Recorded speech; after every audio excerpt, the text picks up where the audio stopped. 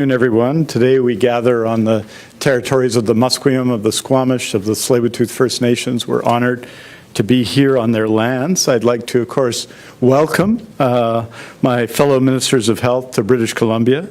Welcome also to media joining us from around Canada. I know it's not around the world on shortwave anymore, but it's on Canada via Zoom, and we really appreciate that. These meetings are important. The last time we were seeing the transformation that sometimes happens, we last had a meeting of Ministers of Health in person in 2018. The only person who's still Minister of Health, as it turns out, is me, and I'm chairing the meetings today. But what we have done over a number of years, this group of people, which have worked together virtually, usually, and with our partners, including the federal government, to address issues around the public health emergency facing our provinces, our country, and our world. And I am impressed always by the willingness of my fellow ministers of health to work together. We got a chance to talk about all the good work that's happening, all the hard work that's happening, in a goal of making public health systems better for people across the country. We had productive discussions which talked on many aspects of our public health care system. Provincial and territorial ministers have each identified their priorities within their jurisdictions, and we're certainly going to be taking that message, which is really a common message, in our discussions with the federal minister tomorrow. Our goal is to better meet the health care needs of people in our communities. It's our duty as Minister of Health. And I think that that reflects what we've done throughout today. I want to, aujourd'hui, les ministres de la Santé ont discuté de leurs priorités, y compris leurs plans provinciaux et territoriaux respectifs, pour remédier au manque de ressources humaines dans nos systèmes de santé, les innovations en matière de santé numérique et le partage de pratiques dans les services de santé mentale et des dépendances. Je peux donner des exemples de ce qu'on a parlé. Le Québec, par exemple, a investi 400 millions de dollars pour recruter et former 600 nouveaux médecins et 5 000 professionnels de la santé additionnels, afin d'assurer que les professionnels de la santé puissent mieux utiliser leur champ d'exercice complet. Ontario is expanding the scope of practice of many healthcare workers, including pharmacists, to better support patient care. Nova Scotia is supporting international healthcare workers' settlement into rural communities through the NICHE program, the Nova Scotia's International Community of Healthcare Workers Engagement Program. New Brunswick increased their medical seats. PEI has dedicated medical seats set for their residents, including Indigenous students. Manitoba has done significant work to reduce the backlog of surgical waits resulting from cancelled surgeries throughout the COVID-19 pandemic. Alberta has reduced wait times for cataract surgeries in a significant way. Saskatchewan has made significant international recruitment efforts and accelerated licensure of nurses and healthcare workers. The territories, all territories, are addressing the unique circumstances of small communities in maintaining a workforce and relying on some southern provinces for many healthcare services. In BC, of course, and all of you who are from BC know that, we've added 38,000 healthcare workers since I've been Minister of Health net. But we know, and that's why we have a health human resource plan with 70 actions, that we need to add another 38,000 in the next 5 years, and another 38,000 net in the years after that. And that requires a constant effort to retain, recruit, attract, train, and make system improvements to our healthcare system, including expanding the scope of health professions. This has been the core of our actions. There is not a jurisdiction in Canada that is not pursuing a health human resources plan that is significant and necessary for the extraordinary challenges of the present and of the future. And we were, I think, today received significant evidence of both success and the challenge and the opportunities facing us. And I think all provinces are committed to taking those actions, extraordinary steps that we've taken together over the last two and a half years during the COVID-19 pandemic and into the future. We know, and you know, there are significant challenges facing the healthcare system right now, that this is going to be a difficult winter because we're going to see, and we've seen this in the Southern Hemisphere already, significant increases and challenges related to respiratory illnesses, including, but not limited to, COVID-19. And that means we're taking, all of us, short-term measures to prepare for that and necessary short-term actions. And we need to build out for future expectations of the healthcare system. Public healthcare has demonstrated its value to every Canadian in the pandemic, and we have to take that support for public healthcare and respond to the challenges and difficulties facing the system today by our healthcare workers and by our patients. And this group of provincial health ministers and the health systems across the country are determined to do just that. Of course, at the core of that, everybody pulling their weight in their jurisdictions, the extraordinary effort we've seen, are seeing, and will see at the provincial level, we need support from our federal partners. And today we reiterated our call on Canada's Canada's premiers, led by Premier Horgan over much of the last year and now by Premier Stephenson, for a renewed healthcare funding partnership with the federal government delivered through the Canada Health Transfer. The degree of unanimity and support for this over a period of months as we have waited for any federal response has been a source of strength, demonstrates the willingness to focus on what matters to people, which is the quality of care and the delivery of services, is demonstrated again today by our united and common approach to see a change in the Canada Health Transfer and an increase in the Canada Health Transfer such that we can meet the demands of the future. The united position of Canada's premiers seeks to increase the federal government's share of provincial and territorial health costs to 35% and to maintain it at this level going forward. The Canada Health Transfer is the most efficient mechanism for federal funding support because it ensures that provinces and territories have the means to address their diverse system needs and priorities to deliver the tests, procedures, and health services Canadians across the country need when they need them. And so we are looking forward, of course, to meeting with the Federal Health Minister, Minister Duclos, tomorrow. We've heard, as all of you will have, a willingness by the federal government to increase its share of the Canada Health Transfer. And of course, the federal government saying that they are prepared to invest more is good news. And we look forward to seeing details. We hope that such an announcement and any discussions we have tomorrow lead to what we have been wanting and expecting for months, really since one was promised and announced in 2015 in the incoming government's election platform. A First Ministers meeting on the Canada Health Transfer where we talk about the future of healthcare in Canada and raising that health transfer to meet those needs. So I am, of course, on behalf of ministers, pleased at the news that there may be more money and anxious and happy to look forward to our discussions with Minister Duclos tomorrow and hopefully a future federal provincial territorial conference on the Canada Health Transfer, which will come from there.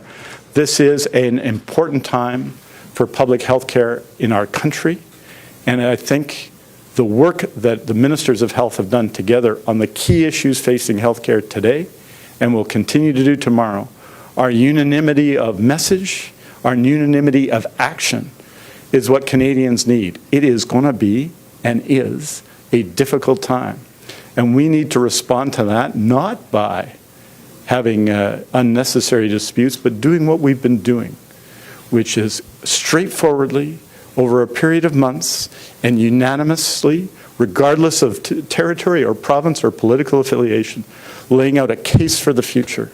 That is what we continue to do with respect to the Canada Health Transfer, and that is what we're going to continue to do in the days and weeks to follow. And I am delighted when you ask for a meeting, when you ask for discussions, when you ask for engagement, that anyone would take part with a positive answer. So we're pleased and awaiting, obviously, more details from what Minister Duclos announced today. But our position hasn't changed. The Canada Health Transfer is the best way for the federal government to support public health care in Canada.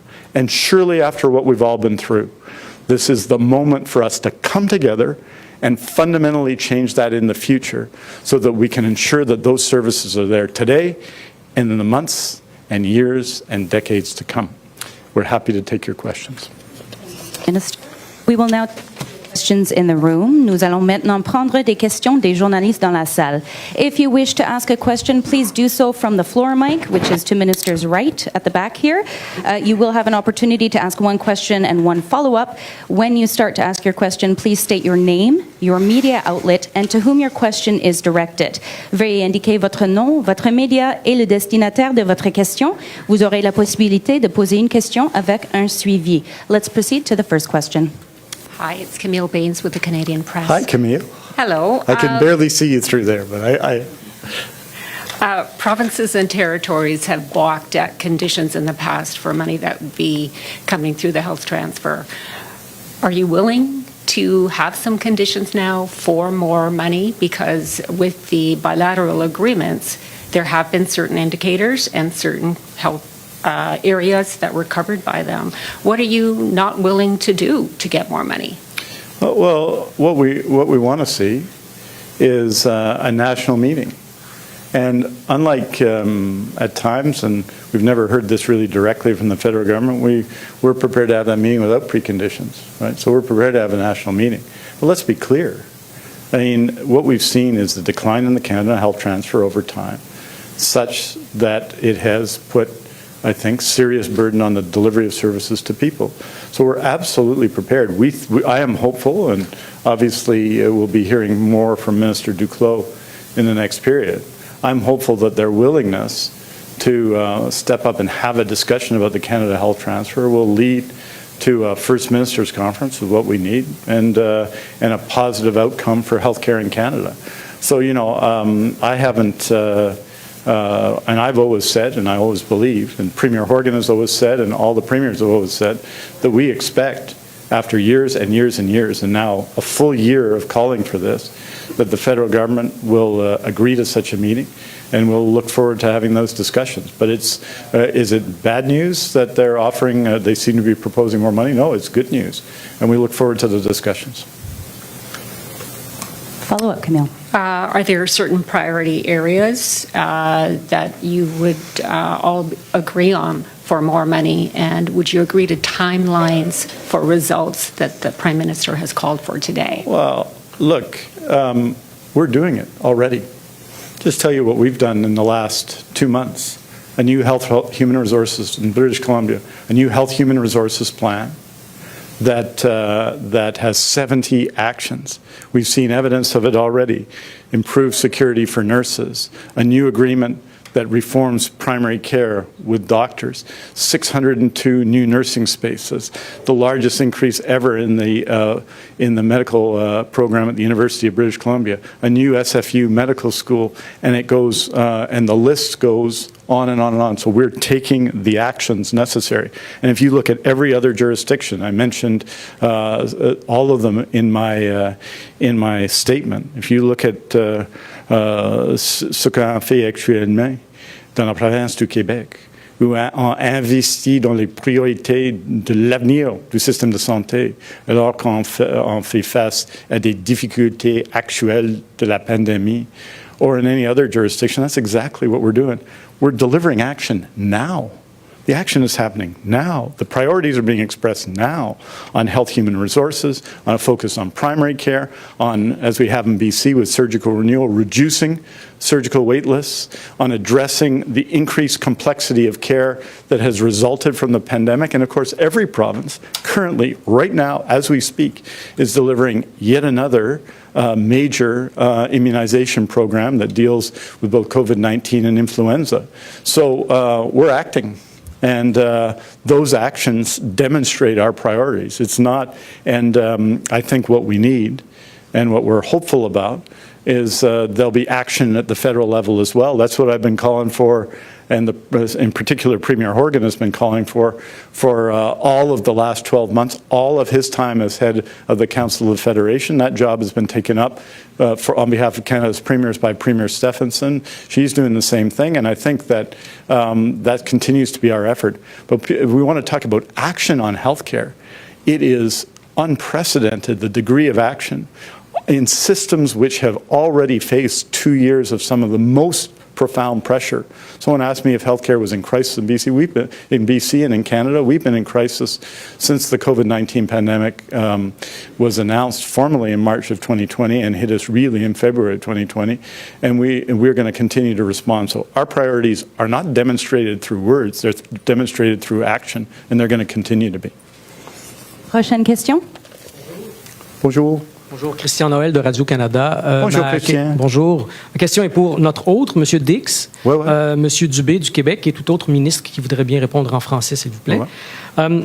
Le M. Duclos, le ministre fédéral de la Santé, semble venir d'avoir fait une nouvelle offre il y a à peine une demi-heure avant votre conférence de presse. Ouais, ouais. Est-ce que vous êtes encouragé ou déçu par cette offre? Bien entendu, encouragé. Bien entendu. Parce que nous n'avons pas eu quelques réactions que ce soit depuis un an, franchement. Le Premier ministre Horgan a présenté ce message à maintes reprises au Premier ministre Trudeau depuis un an. Donc, d'avoir quelque chose, peut-être, j'espère, de concret de la part du ministre Duclos et du Premier ministre Trudeau, c'est de bonnes nouvelles. Mais il va falloir en discuter, bien entendu, et j'espère à un forum, à une conférence entre les premiers ministres du Canada, des provinces et des premiers ministres des territoires au Canada. Je pense que ça c'est absolument nécessaire parce que ceci est une opportunité historique pour nos systèmes de santé et chaque pas qui est positif me paraît quelque chose qu'il faut quand même suivre. Donc, on va le faire, bien entendu. On a exigé cela depuis un an et on va continuer à présenter la nécessité du gouvernement fédéral de prendre ses responsabilités en matière de financement des systèmes de santé. Nous avons dans chaque province nos propres politiques qui, je pense, qui ont beaucoup d'éléments communs, on a vu cela aujourd'hui, mais qui répondent aux nécessités réelles de la population. Et ce n'est pas une question de mots, de paroles, mais d'action. Et on va continuer d'agir, mais il va falloir que le gouvernement fédéral prenne ses responsabilités. À ma part, je suis très content que le ministre Duclos ait démontré une volonté aujourd'hui. Et maintenant, il faut passer aux discussions sérieuses. Suivi. Avant, pour la première question, M. Dubé. Merci, Mr. Bix. Tout à fait. Ma première réponse serait de vous dire clairement que oui, c'est une bonne nouvelle parce qu'au moins on commence sur le bon pied en disant il va y avoir plus d'argent, ce qui n'était même pas sur la table il y a quelques jours. Alors ça, c'est la première bonne nouvelle. Pour le cas du Québec, parce que je vais parler pour mes collègues au Québec, c'est sûr qu'on a toujours été très clair que tout transfert fédéral devait être sans condition. Dans le même message, aujourd'hui, M. Duclos a parlé de conditions, ce qui fait pour nous que ça, c'est pas acceptable. Puis c'est pas un nouveau message, c'est pas une... Alors, et je donnerai l'exemple, lorsqu'on parle d'indicateurs de performance, je vais vous dire, le Québec, il est redevable envers les citoyens du Québec puis l'Assemblée nationale. Il n'est pas redevable envers le fédéral parce que c'est de compétence provinciale. Et moi, ce que je dis, c'est une très bonne nouvelle qu'il y a des fonds supplémentaires, mais il faut que ça soit sans condition. Et on va continuer à travailler pour améliorer notre réseau, comme tous les ministres de la Santé sont ici. Et mon dernier point, si le gouvernement fédéral veut des statistiques, on a un tableau de bord qui est public, qui est disponible pour eux. Merci beaucoup. Deuxième question, je commencerai avec vous, M. Dubé, pour ensuite peut-être poser la question à M. Dix, juste pour faire changement. Justement, l'idée que le ministre Duclos parle d'avoir un deuxième volet de financement qui serait fait sur mesure pour chacune des provinces. Est-ce que ça, c'est bienvenu parce que ça respecte les responsabilités des provinces, ou est-ce que vous voyez ça comme étant une façon de diviser pour mieux régner? Ben écoutez, je pense que je ne veux pas parler pour les autres provinces parce que c'est déjà assez complexe cet enjeu-là. Je vais parler pour nous. Pour nous, c'est une compétence provinciale, puis on va continuer de faire les mêmes demandes. Merci. Monsieur Dix, est-ce que c'est une bonne chose ou un cadeau empoisonné d'avoir un deuxième volet? Oh, ce n'est pas possible que ce soit une cadeau empoisonné, c'est de la part du gouvernement fédéral. Donc, ça va de soi, c'est une contribution au débat. Et nous sommes prêts à faire le travail, n'est-ce pas, ensemble. Et on va continuer à être prêts à faire le travail ensemble. En ce qui concerne l'argent, c'est un pas peut-être important et j'en suis très content. Mais il va falloir travailler ensemble. Donc, il a annoncé quelque chose il y a quelques minutes. C'est de bonnes nouvelles en général, mais il va falloir travailler les détails, bien entendu. Next question. Hi, I'm Mr. Mike Crowley from CBC News. Hi, Mike. Both the Prime Minister and Minister Duclos talked about results.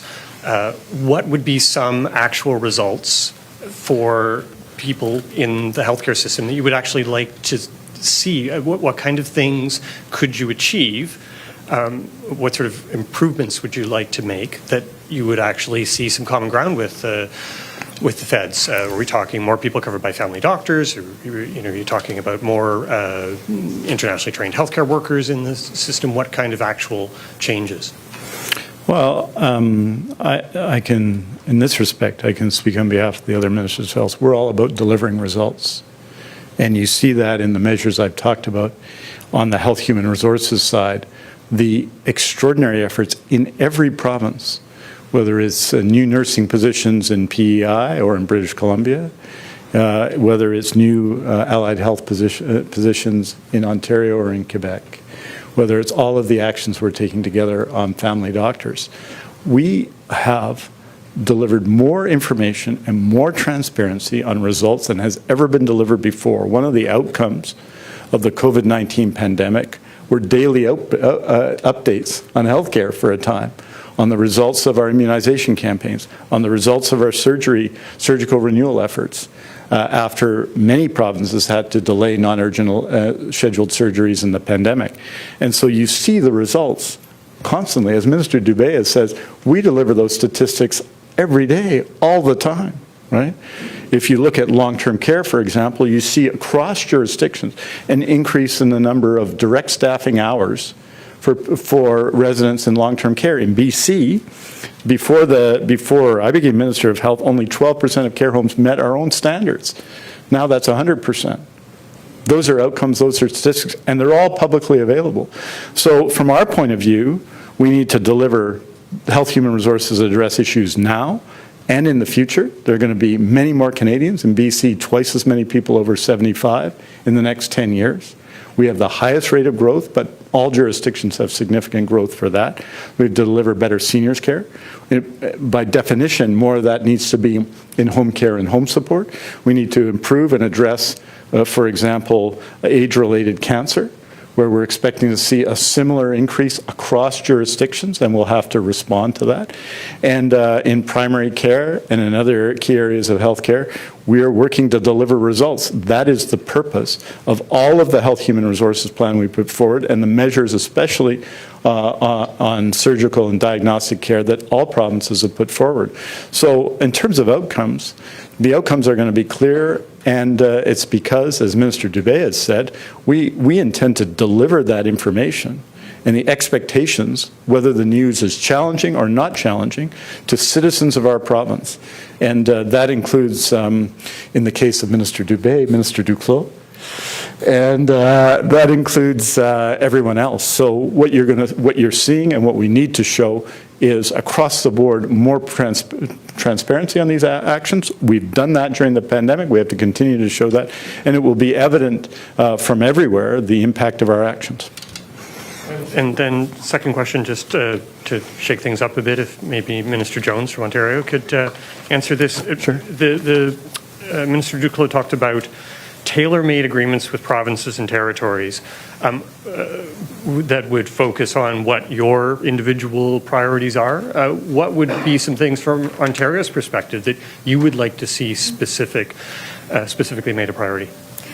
Well, I think when we get the flexibility and the increase of the current Canada Health transfer from 22% up to 35%, then you actually start seeing the investments that the provinces and territories have already made, we've already highlighted.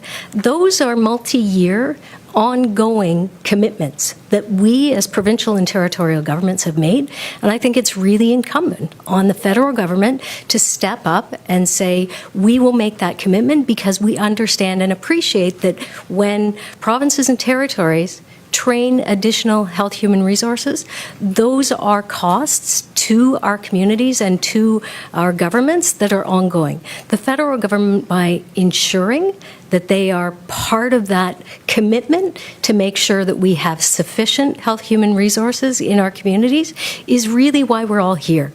It's really important for us to be able to individually, and we've already done it, make changes that are putting investments into our hospitals, into our primary care, into our colleges and universities. But we also need the federal government to say, we see the commitments you're making, now we want to assist in the ongoing costs. Thank you. Lindsay Duncombe, CBC National News. Question for Minister Dix. Can you give me kind of the best case scenario timeline here? We're talking about this meeting today, then looking forward to a meeting with the premiers and the Prime Minister. If everything goes the way you want it to, how quickly will there be cash flowing to improve all these situations that are unfolding across Canada? Look, just to be clear, I'd go to a meeting on noon on Boxing Day to see that we start to address these problems. So I would say as soon as possible. I think realistically, knowing the budget structure of the federal government, realistically, and what they're doing, I would suggest that we would be hopeful in the fiscal year starting 23-24 to start to see that. In our experience with such offers, they tend to be over a period of time and with an accumulative number and a growing number over time. We'll see what they're offering. Our position is pretty clear, that it needs to be back up to 35%.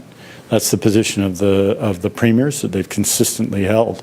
And that allows us both the flexibility, I think, but also the means to pursue the massive efforts that are going on now and will have to go on for years to come. So I'm hopeful that we can move forward quickly, and and health ministers and premiers have been wanting this for months and months and months and months, in fact more than 12 months, and arguably since the commitment was first made by the current federal government in 2015. So like I say, I'd be a little shy on Christmas Eve or Christmas Day, but Boxing Day, we're ready to go. Does that match in your mind the urgency of the situation? We saw kids waiting for 9 hours at BC Children's. I don't think anything can match the urgency of the moment, right? We've gone through 2.5 years of pandemic. In British Columbia, we have a public health emergency, that's the overdose public health emergency, that has affected our people in our province profoundly. And so we are acting with urgency.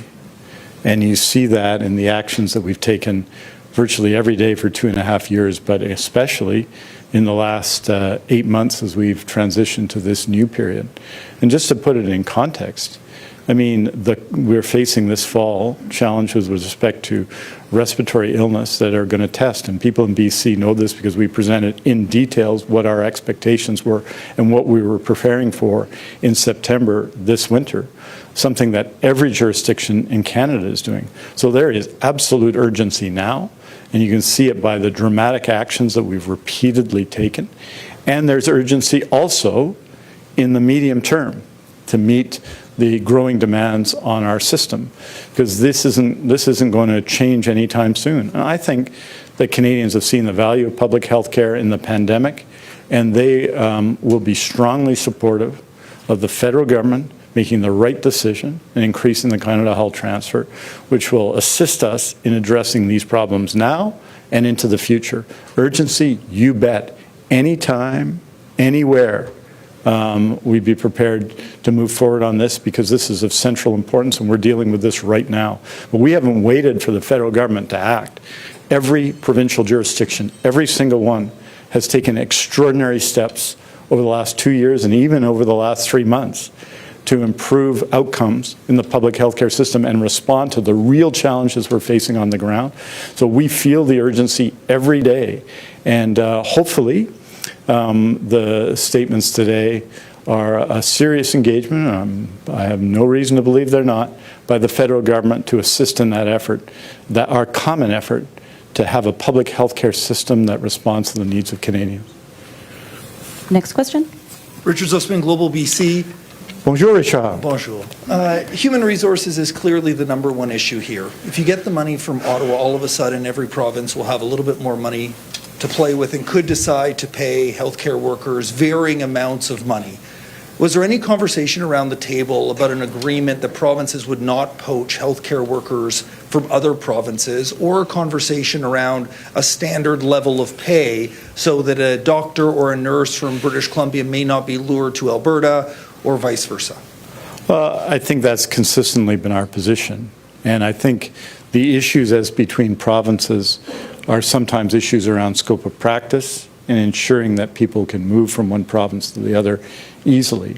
It's our common issue, the issue of health human resources, and we have a common response. Every single jurisdiction is increasing post-secondary spaces. Our territories, who often depend for health professionals, because although there's significant training going on there as well, are very much in and supportive of that system as well. So the intention when we, for example, last week signed a collective agreement, a new master agreement with doctors, and changed our primary care system.